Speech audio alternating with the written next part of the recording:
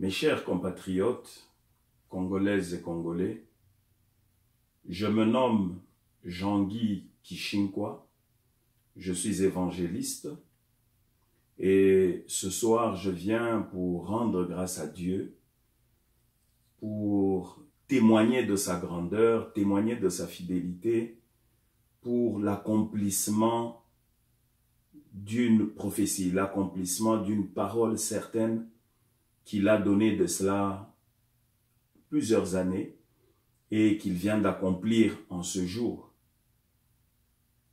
C'était en 2011, alors que nous étions à Likasi, où j'avais organisé une croisade dénommée Croix et Sang au stade Kikula.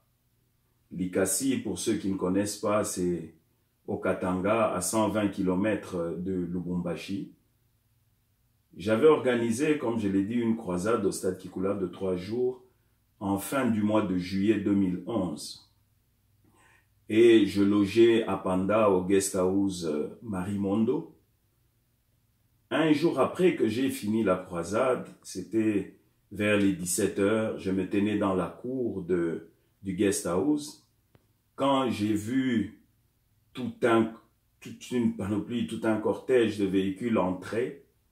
Et c'était en fait l'escorte ou le cortège de feu Étienne Tshisekedi Mulumba, paix à son âme, qui venait de faire son entrée dans le guest house. Et il a logé dans ce guest house-là cette nuit-là, et il était mon voisin de chambre. Il était accompagné de sa femme, maman Marthe, et de son fils, Félix Antoine Tshisekedi Tshilombo, et plusieurs autres personnalités qui accompagnaient sa délégation, entre autres l'honorable Koko Mulongo, que je verrai parce que c'est un ami avec qui on a étudié ensemble à Madini. Quand il est entré, le Seigneur m'avait parlé, m'avait donné un message pour lui. Je vais voir l'honorable Koko Mulongo, on va partager avec lui et il va organiser une entrevue avec le président de l'UDPS et sa famille. Le lendemain matin, c'était aux alentours de 9h30, 10h, alors qu'il s'apprêtait pour aller à Kolwezi, je l'ai rencontré. L'honorable Koko Mulongo a favorisé cette rencontre. Je l'ai vu dans sa chambre avec maman Marthe et Félix, son fils. J'ai livré le message. En quoi consistait-il? Le Seigneur m'avait dit qu'il remontait le chemin du sang. Et pour ceux qui ont la mémoire de l'histoire, dans les années 90, il y a eu massacre des Kassaïens à Likasi, à Kolwezi et dans le nord. Et il y avait beaucoup de sang kassaïen qui avait été versé dans ces parties-là.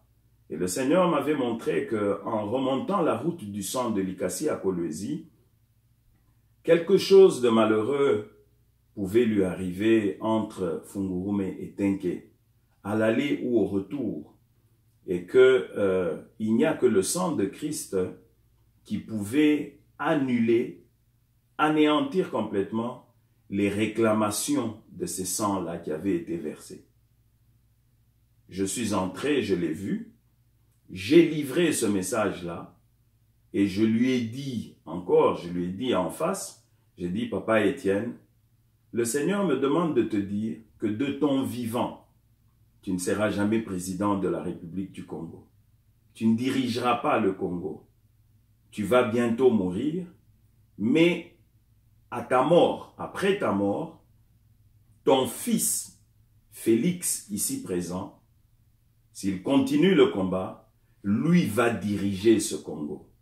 Lui va présider aux destinées de ce Congo. C'était fin juillet, début août, quand je l'ai rencontré. Je sais que l'honorable Koko Mulongo peut confirmer mes dires, mais mieux encore, maman Marthe, Si elle m'entend, elle peut confirmer, me dire, le président Félix Antoine Tshisekedi Tshilombo peut aussi confirmer, me dire, parce que ce message, je le leur avais donné directement de la part de Dieu. Mais à cet instant-là, pouvait-il croire en ce message?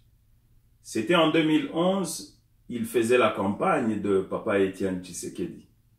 Tout le monde pensait qu'il pouvait devenir président. Lui-même croyait en cette campagne. Et donc, livrer un tel message était non seulement l'objet d'un grand courage d'aller lui dire que tu vas bientôt mourir et tu ne seras jamais président de la République. C'est après coup que j'ai réalisé que c'était un message très dangereux que j'ai livré et que il lui suffisait par exemple de manifester son mécontentement à haute voix. Toute la cour qui était dehors pouvait se ruer sur moi et me lyncher. Mais je crois que le Saint-Esprit qui m'avait donné ce message avait balisé le chemin.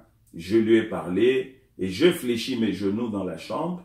Eux, ils étaient debout. Moi, j'ai fléchi les genoux selon ce que l'Esprit de Dieu m'avait dit. J'ai levé les mains, j'ai prié pour eux. Je me suis levé, j'ai dit au revoir, je leur ai souhaité une bonne route et bien des bonnes choses, une grâce particulière de Dieu. Je suis sorti, je me suis retiré. Nous ne nous sommes plus jamais revus depuis 2011. Papa Étienne Tshisekedi va mourir. J'avais fait un texto à l'honorable Koko Moulongo pour lui dire que ça s'accomplissait. Mais aujourd'hui, je suis dans la joie. Pas parce que moi, j'avais été utilisé pour donner ce message-là, mais parce que le Seigneur vient de manifester sa grandeur. Il vient de manifester sa souveraineté. Mes chers compatriotes, nul ne peut annuler ce que le Seigneur a dit. Les voix de Dieu ne sont pas nos voix. Ses voix sont insondables. Il peut passer par qui il veut pour transmettre ce qu'il veut. Le problème d'une prophétie ne dépend pas de la grandeur de celui qui la transmet, mais dépend de Dieu lui-même. À ce moment-là, qui étais-je? Qu'est-ce que j'avais pour que ce que je disais ait de la valeur? En 2011. Mais aujourd'hui, ça s'accomplit. 8 ans après, la prophétie s'est accomplie. Je rends grâce à Dieu. Les voix de Dieu ne sont pas nos voix. Il a une destinée meilleure pour notre pays et s'il avait prévu que dans la destinée de Félix, il dirigerait ce Congo, c'est qu'il y a bien de choses qu'il va faire avec lui. Et je suis tout à fait conscient, tout à fait confiant en mon Dieu, que quelles que soient les manœuvres que le diable prépare, quel que soit ce qui peut se présenter comme des arrangements sans forme pour l'instant, je suis sûr que la main puissante et invisible de Dieu va diriger l'actuel président. Je suis tout à fait certain de cela. Dieu va le diriger. Mais tout ce que je peux lui demander, c'est de marcher dans les voies de Dieu. C'est de ne pas s'écarter des voies de Dieu et de continuer à écouter ce que le Seigneur dit. Dieu va l'aider. La Bible déclare dans 1 Chronique 29 que c'est Dieu lui-même qui a le pouvoir dans ses mains d'agrandir et d'affermir toutes choses. C'est Dieu lui-même qui établit et qui renverse les rois.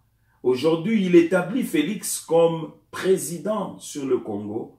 C'est lui-même qui va l'affermir, c'est lui-même qui va l'agrandir. Mais tout ce que nous demandons à notre cher président, c'est de marcher dans les voies de Dieu, de rechercher les voies de Dieu et de marcher dans la justice, dans l'intégrité, dans les voies de Dieu. Et je suis sûr que sa grâce va l'accompagner. Ce que j'ai dit, je l'ai dit en âme et conscience et très ouvertement, en tant que serviteur de Dieu. Je peux être contacté par qui veut plus de détails. Mon numéro, c'est le +1 813 203 76 87. Je suis à Portland, Maine, aux États-Unis aujourd'hui. C'est là que je vis. Et je bénis encore une fois le Seigneur. Que le Seigneur bénisse la République démocratique du Congo. Que le Seigneur bénisse notre nouveau président, Félix Antoine Tshisekedi Tshilombo, qu'il a lui-même prédestiné à ce poste-là. Que le Seigneur l'agrandisse et l'affermisse. Et je vous bénis en tant que serviteur de Dieu, au nom de Jésus-Christ. Amen.